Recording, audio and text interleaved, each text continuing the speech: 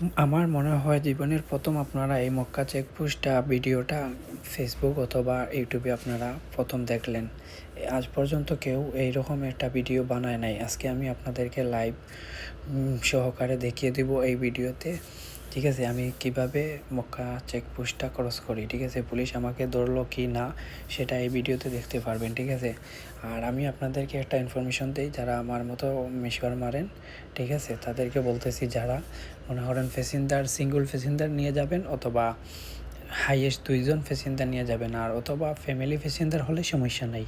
ঠিক আছে, family passenger নিয়ে যাবেন, কোনো সমস্যা না, পুলিশ আপনাকে ধরবে না।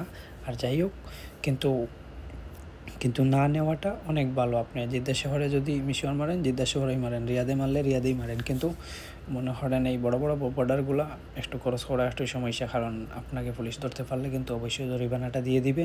দেশে ফাটাবে না, এখন কিন্তু দেশে ফাটায় না, এখন কিন্তু ডাইরেক্ট জরিমানাটা দিয়ে দেয়। ঠিক আছে, আর এয়ারপোর্টে ধরলে অবশ্যই জরিমানা দিবে, কিন্তু দেশেও ফাটাবে, আপনার গাড়িও পাবেন না। যাই হোক, এত রিস্ক না নেওয়াটা ভালো। কিন্তু আজকে আমি এই জন্য ভিডিওটা বানাইছি। আমি দেখছি ফেসবুকে ইউটিউবে এইরকম ভিডিওটা নাই, সেই জন্য ভাবলাম একটা ভিডিও আমি আপনাদেরকে দেখিয়ে দিই কীভাবে আমরা মক্কার বর্ডারটা ক্রস করি। ঠিক আছে, এই চেকপোস্টটা পৃথিবীর সবচেয়ে হাই চেকপোস্ট। ঠিক আছে, এখানে অনলাইনে সব কিছু হয়ে যায়, তারপরেও পুলিশ দাঁড়িয়ে থাকে। ঠিক আছে, কেউ অবৈধ কিছু নিয়ে যেতে পারবে না। ঠিক আছে, এটা আপনারা সবাই তো জানেন আশা করি। যাই হোক, তো আমি ক্রস করতে পারলাম কিনা, আমাকে পুলিশে ধরলো কিনা সেটা দেখতে পারবেন। আশা করি আমারে পুলিশে ধরে নেই। ঠিক আছে, আমার সামনে একটা গাড়ি আছে, এটা চলে যাওয়ার পরে আমিও ক্রস হয়ে যাব। ঠিক আছে, ধন্যবাদ সবাইকে আমার ভিডিওটি দেখার জন্য।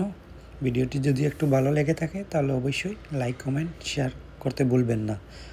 নেক্সট ভিডিওতে আবারও দেখা হবে আপনাদের সাথে। ভালো থাকেন, আল্লাহ হাফিজ।